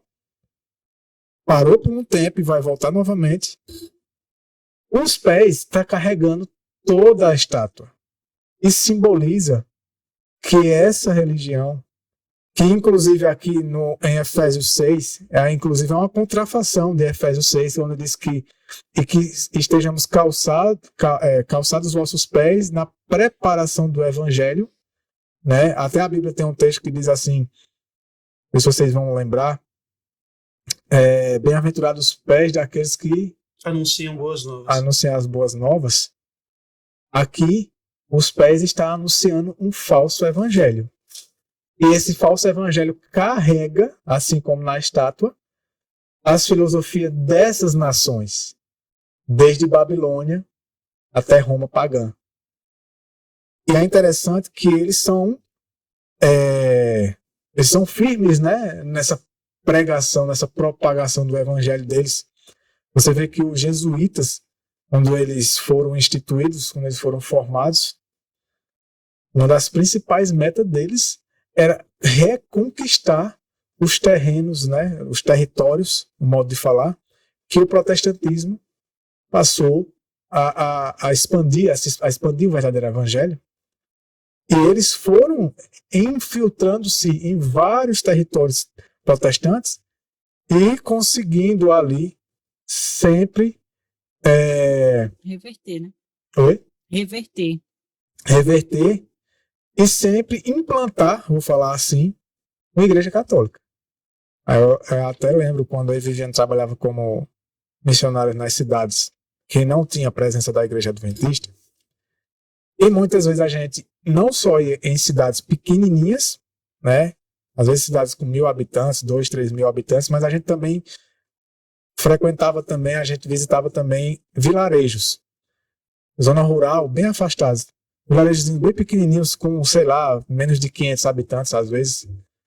Podia não ter uma igreja evangélica. Mas, assim, eu não lembro de nenhum desses vilarejos que a gente foi que não tivesse uma igreja católica. A presença católica estava lá. Então, eles realmente são firmes e fiéis em levar o falso evangelho, né? Carregando todas essas filosofias dessas nações. Eu me lembro até de um povoado que a gente foi, que o povoado em si era composto só por famílias. Mas lá tinha uma igreja pequena católica. Tanto que a gente chegou lá e até se espantou, né? Aqui, no meio do nada, porque estava bem distante da cidade. E a cidade mais próxima era ainda menor também, mas bem pequeno, só da família ali, e tinha uma igreja católica. Então veja que eles não deixam passar nada. Não tinha nem 100 habitantes. Não tinha? Eles são tão, assim, era só de família. Firmes, né? Na propagação. Porque a estátua, você vê que, inclusive, até nas ilustrações, mostra como se ela estivesse andando, né? Isso por quê? Porque esses reinos, essas nações, representavam essas filosofias todas iriam ser propagadas pelo mundo todo. Aonde eles pudessem ir, eles estariam. E isso nada mais é do que a religião do homem, né? Todas essas nações, elas tinham filosofias, elas tinham religiões, elas tinham padrões de vida baseado na filosofia, na mente humana. E a religião do homem, a gente vê aqui, ó, a primeira disputa religiosa entre os filhos dos homens envolveu Caim e Abel. Se examinarmos os princípios do conflito naquela época, veremos que era o mesmo, em princípio, que o grande conflito final em que o povo de Deus deve entrar em breve. Agora, Caim era um homem religioso. Interessante. Como sabemos? Ele tinha um altar e trouxe uma oferta. Ele não era um ateu. Ele tinha um sistema de adoração. Isso o levou a Deus? Não. Por quê?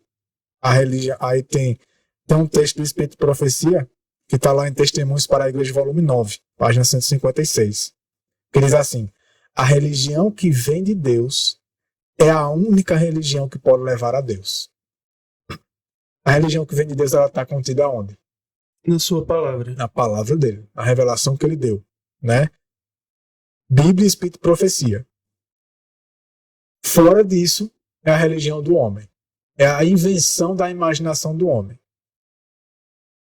E se só a religião de Deus é que pode levar a Deus, qualquer outra filosofia, por mais que misture partes da Bíblia, mas que tenha muito da imaginação humana, ela não vai levar a Deus.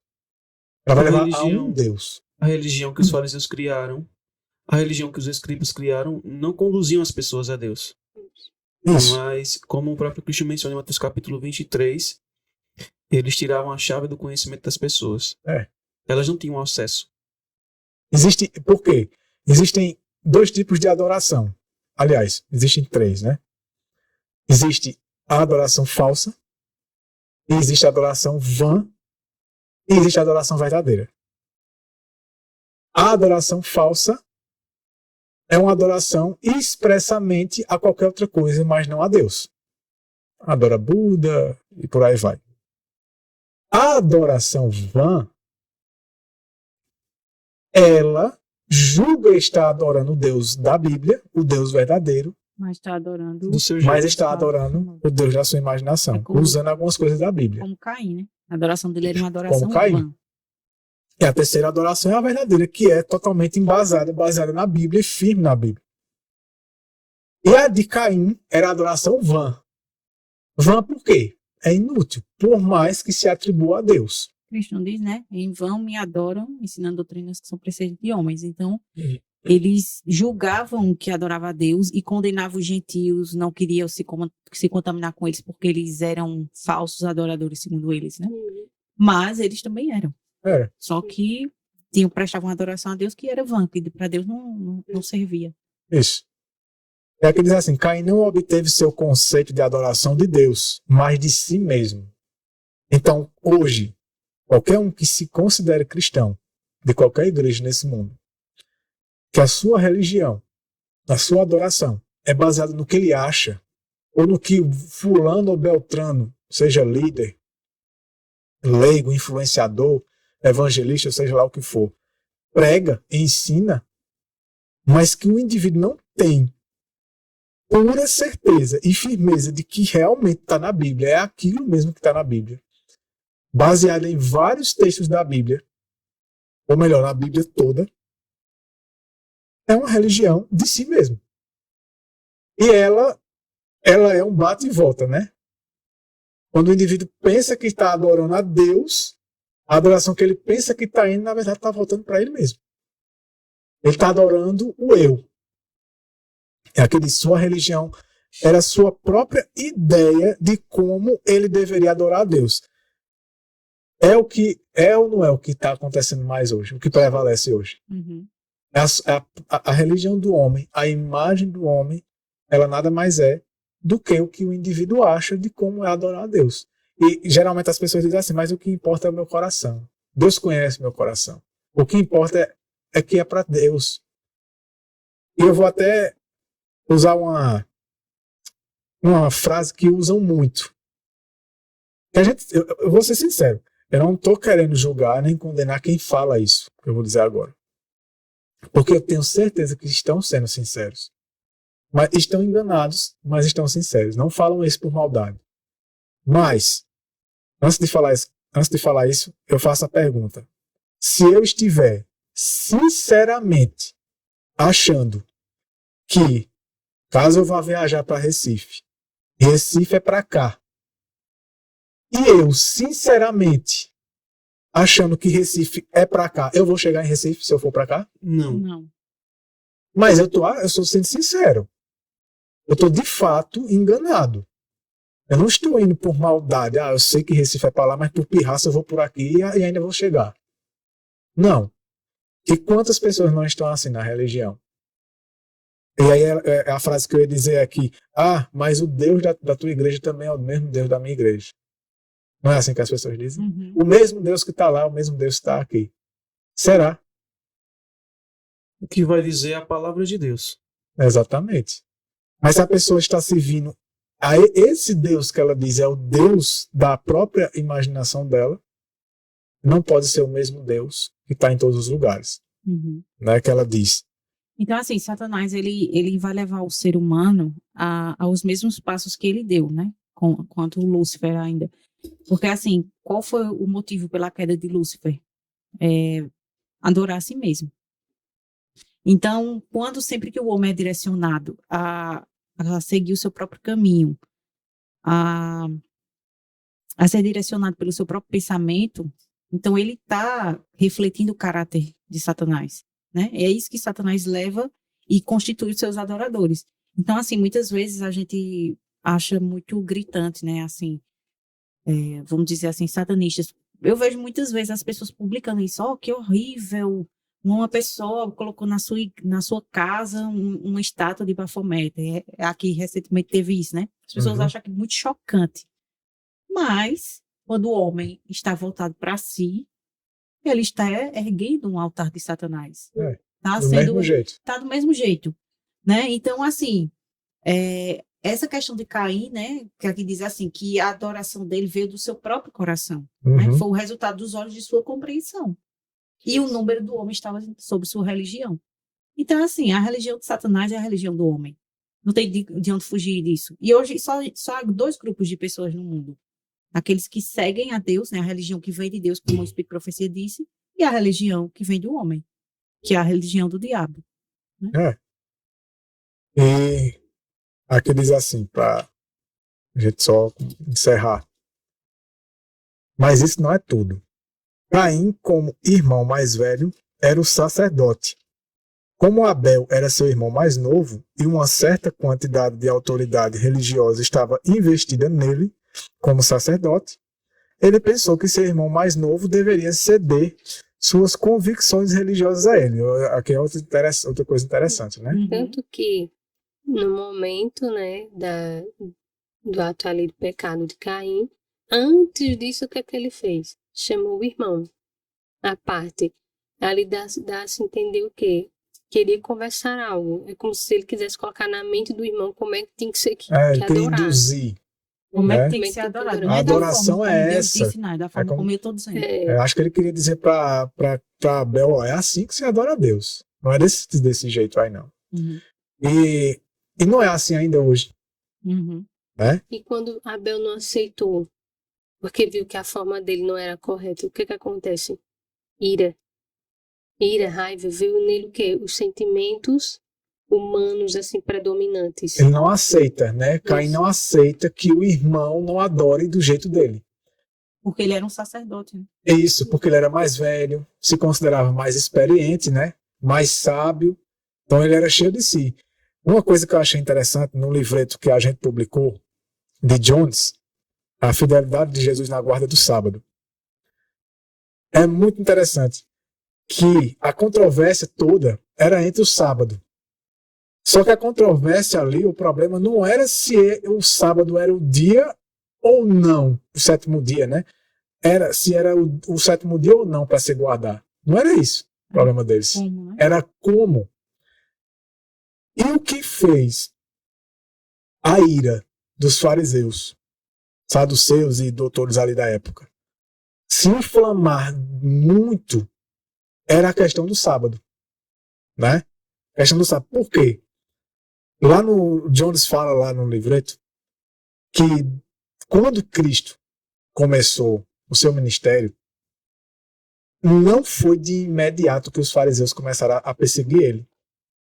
Os fariseus passaram alguns meses observando ele. Para quê? Qual era o objetivo de que eles estavam, porque eles estavam observando Jesus Cristo? Eles queriam ver que Jesus Cristo iria fazer as coisas do jeito deles. Eles queriam que Jesus Cristo adorasse do jeito deles, seguisse as tradições deles. E na medida que eles foram vendo que Cristo não fazia as coisas do jeito deles, isso começou a perturbar eles. Começou a mexer com eles. Eles começaram a ficar injuriados, indignados. Agora, quando Cristo começou o primeiro milagre que ele fez no sábado, aí foi a gota d'água. A partir desse momento, do momento que Cristo começou o ministério dele público, até o momento que Cristo fez o primeiro milagre no sábado, né? E aí passou-se alguns meses. Nesse período, os fariseus só ficavam de olho nele. Não iam até ele confrontar e perseguir ele, querer bater nele ou algo do tipo.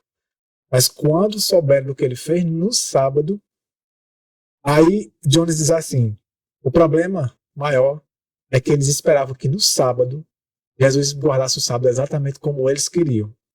E Cristo não fez nada do jeito que eles queriam. E quando chegou no sábado, que era o pior, porque eles eram traumatizados com a questão do sábado, né? Tanto que acrescentaram mandamentos em cima do sábado, por conta de Babilônia, do que foram cativos, por conta que A também transgressão. foi a gota d'água, foi a fraqueza neles, a transgressão deles no sábado também, né? Na época do Antigo Testamento. E aí eles exageraram com isso. E quando viram Jesus Cristo fazendo aquilo no sábado, eles pensaram, se o povo seguir ele, um transgressor na mente deles, né? Um transgressor do sábado, vai voltar tudo de novo. Como se eles não fossem cativos, né? Eles Exatamente. como se eles fossem uma nação livre. E interessante, assim, que você vê essa questão também da religião do homem, né? Porque, assim, o povo de Deus transgrediu o sábado, pisou o sábado, foi levado cativo para a Babilônia. Então, agora vamos dar um jeito humano de guardar o sábado para que a gente não venha cair em transgressão novamente. Então, em vez de ir para Deus, para o princípio de como o sábado deve ser guardado, eles criaram a própria religião deles. E tinha um dia de guarda, que era o dia correto, mas guardado da forma errada. E tinha até os livros teológicos. Né? Existe até o Talmud. Lá no Talmud, né, que é como se fosse um tratado teológico dos judeus, lá é onde vai estar, dizendo lá o que é que poderia se fazer no sábado e o que não se poderia. E quando você vai ler o que podia e o que não podia, nada daquilo tem na Bíblia. Nada. Aí Jones diz que o que mais irritou eles ainda foi que Jesus Cristo, além de fazer tudo isso, não veio pedir perdão a eles e não veio consultar eles para saber se era assim mesmo, se ele estava certo. É assim mesmo que eu tenho que guardar o sábado, que eu tenho que fazer? Como é que vocês fazem? Eu queria saber de vocês. Jones disse que os fariseus esperavam isso de Jesus. Que ele viesse até eles e dissesse como é. Eu estou certo, estou fazendo certo, estou fazendo errado. É assim mesmo. O espírito de Caim, né? Com Abel. Exatamente, é por isso que eu estou dando esse paralelo. Que Caim queria que Abel consultasse ele e pedisse a ele como é que eu faço para adorar Deus. Né? E o que foi que os fariseus fizeram no decorrer do tempo? Mataram. E aqui acontece a mesma coisa. Porque diz assim, ó. Mas Abel se recusou a receber sua religião do homem. O homem, no caso, o irmão. Né? Ele queria apenas a religião que vinha de Deus, porque ele deu ouvidos à revelação de Deus e não ao que o irmão estava dizendo. Pois essa era a única religião que o levaria a Deus. A religião do homem não tem poder de Deus. Então, o homem se certifica de que a respalda com a sua própria autoridade. Isso é passado como zelo por Deus. Ou seja, o homem faz de tudo, né? Para parecer que de fato aquilo ali, aquela adoração, aquelas coisas, aquelas teorias são de fato de Deus. E cria um zelo tão grande em cima daquilo ali que quem for contra, quem ou vier dizer que aquilo está errado, ou às vezes mesmo não falando contra, mas se recusa a praticar aquilo ali, aí os indivíduos tomam, hoje não fazem, como Abel e como os fariseus fizeram com Cristo, porque existe uma lei, né? Por enquanto também. Por enquanto. Porque quando vai voltar para isso. Aconteceu o que acontece aqui com a estátua, quando o barro se unir com o ferro, quando a religião se unir com o governo, aí vão fazer de novo o que Caim fez e o que os fariseus fizeram. Uhum. Não estão adorando do nosso jeito? Continua. E para terminar, tem aqui, ó. Então, no curso dos eventos, a justa indignação de Caim, justa entre aspas, né? Aqui até coloca entre aspas, ficou tão forte que ele matou seu irmão.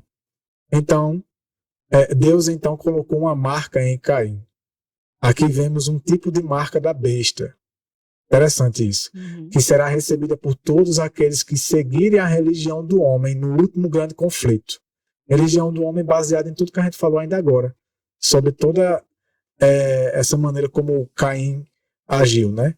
Vamos pausar aqui para aprender uma lição que afundará profundamente em nossos próprios corações. Que cada palavra da seguinte citação seja gravada indelevelmente em nossa mente. Aí agora vai ter um comentário de Ellen White, que está no Comentário Bíblico Adventista, volume 1, página 1087. Ele diz assim: qualquer homem, seja ele ministro ou leigo, que busca compelir ou controlar a razão de qualquer outro homem, torna-se um agente de Satanás para fazer sua obra. Aos olhos do universo celestial, ele carrega a marca de Caim. Então, a marca de Caim, a marca da besta, é a marca do homem. É a religião do homem, que é querer controlar a consciência do outro, a razão do outro. A adoração do outro, né? Exatamente. Querer induzir, influenciar. Isso em vários níveis, né? Nem sempre vai ser igual a Caim, a ponto de imediatamente querer matar e punir a pessoa. Ou com ignorância, como era com os fariseus. Eles demonstravam, né, a raiva. Mas muitas vezes, hoje, principalmente, é de maneira muito sorrateira, né?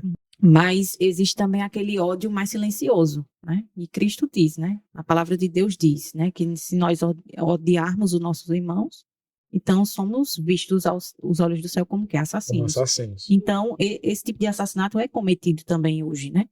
Mas um assassinato velado, que é ali dentro do coração. Isso. Aqui na página 10 do livro Spalding-Maguen, né? Volume 1, vai falar sobre essa questão que o irmão pontuou aqui do livreto, né, de A.T. Jones, e eu sempre tinha dificuldade de entender uma parte que a irmã White traz aqui. E nessa citação, ela vai explicar que esse mesmo espírito, né, que foi manifestado pelos fariseus no tempo de Cristo, por perseguirem Cristo, por guardar verdadeiramente o sábado, isso vai se repetir também com os adventistas nominais.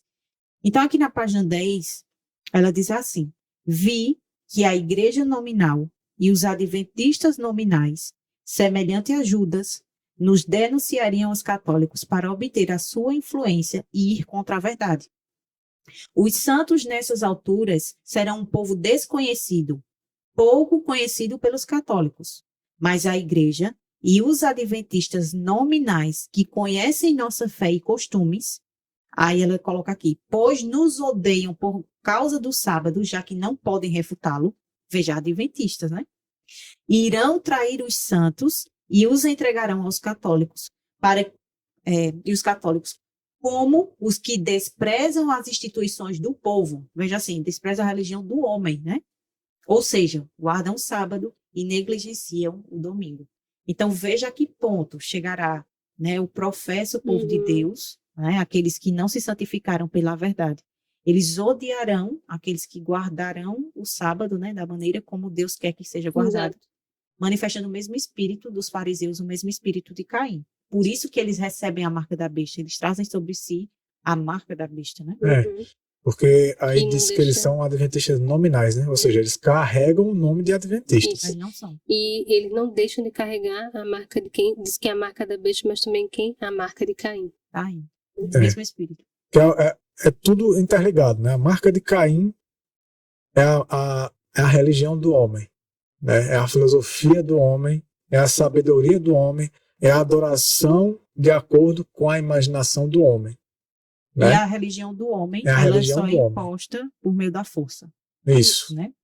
Que não aceita que outros não façam do jeito que eles querem. Então, essas foram as lições, né, que a gente aprendeu em Daniel 2, por isso que a gente falou, né, era uma abordagem assim, diferente, incomum, não é uma abordagem popular, mas tudo aqui baseado no que a gente realmente entende, está na Bíblia, tudo baseado na Bíblia, e que a conclusão é essa, né? Não é à toa que Deus deu essa visão, esse sonho para Nabucodonosor e a visão para Daniel, com uma estátua do formato de um homem para falar da história da humanidade, dali em diante, né? E os seus resultados, né? E que tudo se resumia na imagem do homem, né?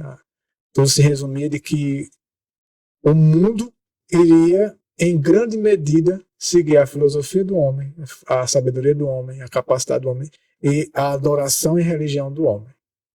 E isso vai culminar na marca da besta, na imagem da besta, que é assunto para o capítulo 7, onde a gente vai abordar o mesmo conceito aplicando a imagem da besta, porque essa estátua, essa mesma informação, ela se repete no capítulo 7 de Daniel, porém em forma de animais, bestas, onde a gente vai entender melhor. E lá em o que Apocalipse é diz, isso. né? É número de homem.